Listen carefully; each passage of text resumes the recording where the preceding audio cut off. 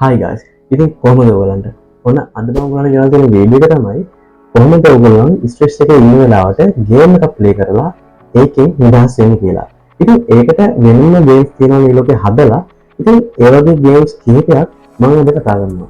ඉතින් ඒකට අදාළව තව ගේම් එකක් තියෙනවා මම ගොඩක් කාලෙ ඉඳන් ප්ලේ කරනවා. ඉතින් ඒකත් මම මේකට දාලා තියෙන්නේ. ඒ වගේම මේ ගේම්ස් ප්ලේ කරන්න ඔයාගේ PC එකේ තියෙන්න ඕනේ RAM, VGA, processor ඒ වගේ දේවල් මොනවද කියලා. ඉතින් වීඩියෝ එකට යන්න කලින් පොඩි ඉල්ලීමක් තියෙනවා මට ඔයගලන්ට කරන්න. ඒක මගේ වීඩියෝස් බලන 70%ක් විතර ඔඩියන්ස් එක මාව සබ්ස්ක්‍රයිබ් කරලා නැහැ. ඒ ඔයගොල්ලන්ගේ සබ්ස්ක්‍රයිබ් එක තමයි මාව මගේ channel එක උඩට අරන් යන්න තියෙන ලොකුම සපෝට් එක. ඉතින් මම ඉල්ලනවා අනිවාර්යෙන් මගේ වීඩියෝස් වලට ලයික් දාන්න, ඒ වගේම සබ්ස්ක්‍රයිබ් කරලා කමෙන්ට් එකක් දාන්න අමතක කරන්න එපා. ඉතින් මේ වීඩියෝ එක ඉවර වෙනකම් බලන්න අමතක කරන්න එපා. අපි ටක් ගාලා වීඩියෝ එකට යමු. ඉතින් මගේ ලිස්ට් එකේ මුලින්ම තියෙන්නේ ස්ටෑන්ඩඩ් බීට් කියන ගේම් එක. ඉතින් මේ ගේම් එක සරලම කිව්වොත් සර්වයිවල් ගේම් එකක්. ඉතින් අපේ ෆ්ලයිට් එක ක්‍රෑෂ් වෙලා ඉතින් මුහුද කඩන් හැදලා ඒක ඉතින් අපි දූපත කතරමං වෙනවා. ඉතින් ඊට පස්සේ එතන ඉඳන් අපි තනියම ජීවිතේ බේර ගන්න සහ ගොඩනගා ගන්න දේවල් තනියම කරගන්න ඕනේ. ඉතින් මේක තමයි මේ ගේම් එකේ සම්පූර්ණ කතාවට මුල් වෙන්නේ. ඉතින් මේක හරි ලේසි වගේම මේක හරි ෆන් ගේම් එකක්. ඉතින් අපිට මාළුවල් ගන්න තියෙනවා, අපිට මේකේ කැම හදන්න තියෙනවා, ගින්දර පත්තු කරන්න තියෙනවා. ඉතින් මේක ගොඩක් සර්වයිවල් පැත්තට සෑහෙන මේ සාධාරණයක් කරලා තියෙන ගේම් එකක්. ඉතින් මම මේක අවුරුදු 5ක් විතර දැන් මේක ප්ලේ කරනවා. ඉතින් මේක මාරම ක්වොලිටි. ඉතින් මේක කොරෝනා කාලේ තමයි මට හම්බුනේ මේ ගේම් එක. ඉතින් මේ ගේම් එක ඉතින් අපිට ප්ලේ කරනකොට එන ප්‍රශ්න මේකේම ඒගොල්ලෝ විසඳලා දෙනවා. ඉතින් අපිට පොරව හදන්න ඕනේ, අපි දර කපන්න ඕන නම් අපි හදන්න ඕනේ. ඉතින් මේ දේවල් හැමදාම අපි තනියම කරගන්න ඕනේ. ඉතින් මේක PC requirement ගැන කතා කරොත් 8GB RAM, 2GB VGA, i5 3rd gen හෝ ඊට උඩ processor එකක් තියෙනවා නම් අනිවාර්යයෙන් ඔයාලට මේක ultra දාලා play කරන්න පුළුවන්. මේකේ මාරම realistic graphics තියෙනවා. ඉතින් 2GB VGA එක තියෙනවා සාමාන්‍ය ඔයාලට මේක ultra දාලා ගහන්න පුළුවන් කිසිම ප්‍රශ්නයක් නැතුව. අනිවාර්යෙන් 8GB RAM එකක් තියෙනවා නම් ඒක තවත් smooth වෙනවා. ඉතින් ඔන්න ඔහොම තමයි මේ standard beat එක ගහන්න තියෙන්නේ. ඉතින් ඔයාලට පේනවා ඉතින් ගොඩක් දේවල් අපිට තනියෙන් කරගන්න තියෙනවා.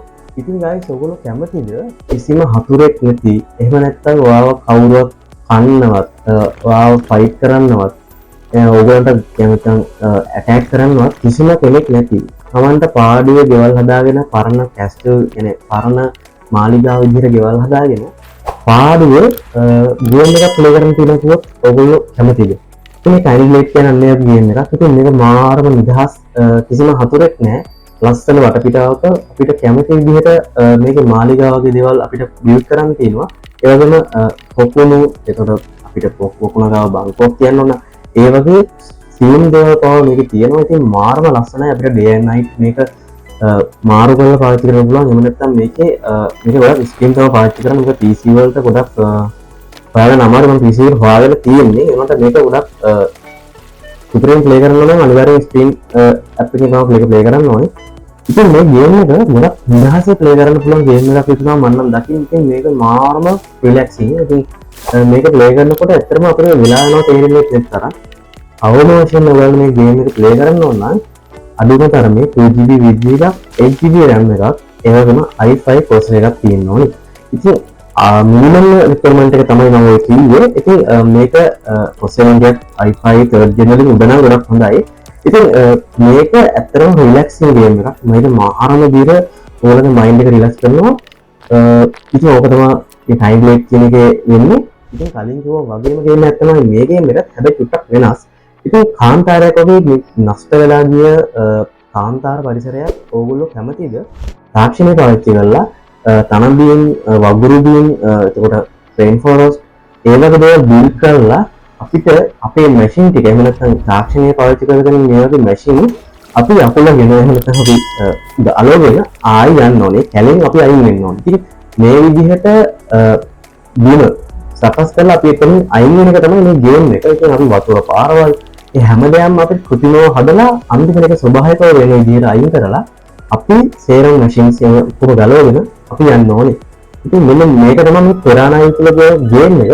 ඉතින් මේ ගේම් එකේ ප්‍රධාන වශයෙන්ම කරන් තියෙන්නේ මෙන්න මේ කැලෑවල්, එහෙම නැත්නම් වගුරු බීන්, තන බීන්, ඒ වගේ ෆොරස්ට් ඒවා බිල්ඩ් කරන්න ඕනේ. ඉතින් මේකේ පර්සන්ටේජ් එකක් තියෙනවා. වගුරු බීන් මෙච්චරක් තියෙන්න ඕනේ, ෆොරස්ට් එක මෙච්චරක් තියෙන්න ඕනේ, ඒ වගේම තන බීන් මෙච්චරක් තියෙන්න ඕනේ. ඉතින් අන්න ඒ දේවල් තමයි මේක බිල්ඩ් කරන්න තියෙන්නේ. ඉතින් අන්තිමට අපි කැලෑව සම්පූර්ණයෙන්ම එහෙම නැත්නම් තනලින් නැත්නම් ෆොරස්ට් හැමදාම බිල්ඩ් කරලා ගන්න ප්‍රොසෙස් එකක් විදිහට ඒ කැලෑව එහෙම නැත්නම් ඒ බිම බැලන්ස් කරලා අපිට තියෙන්නේ අපේ මදර්ෂිප් එකෙන් සේරම මැෂින් ටික අරගෙන යන්න. ඉතින් ඒක තමයි පෙරානායි කියන ගේම් එකේ කරන්න තියෙන්නේ. ඉතින් මේකත් මාළකට මයින්ඩ් රිලැක්සින් ගේම් එකක්. මේකේ කිසිම හතුරෙක්වත් ඒ වගේම අපිට කිසිම කෙනෙක් ඇටැක් කරන්නවත් එන්නේ නැහැ. ඉතින් මාරම රිලැක්සින් ගේම් එකක්. ඉතින් මගේ ගේම් ලිස්ට් එකේ ඔන්න ගේම් ටික තමයි තියෙන්නේ. තව ගේම්ස් තියෙනවා මම 3යි අරන් ආවේ. ඉතින් මේ වගේම low end PC වලට ගේම්ස් වගේ මම ගේම් හිතන් ඉන්නවා. ඉතින් ඔයගොල්ලෝ කමෙන්ට් එකකින් අනිවාර්යෙන් දාන්න ඒ අදහස හොඳයිද නරකයිද කියලා. ඉතින් වීඩියෝ එක හොඳයි නම් අනිවාර්යෙන් ලයික් එකක් දාන්න. ඒ වගේම මේ වීඩියෝ එක හොඳයි නම් මාව අනිවාර්යෙන් සබ්ස්ක්‍රයිබ් කරලා ඉස්සරහට මට සපෝට් එකක් දෙන්න. ඉතින් ඒක තමයි මම කරන ඔයගොල්ලෝ ලොකුම හයිය. ඉතින් මාව ඉස්සරහට ගෙනියන්න මගේ channel එක ඉස්සරහට ගෙනියන්න ඔයගොල්ලෝ කරන ලොකුම උදව්ව ඒක තමයි. ඉතින් guys ඊළඟ වීඩියෝ එකෙන් හම්බ වෙනකම් මම ගිහින් යනවා.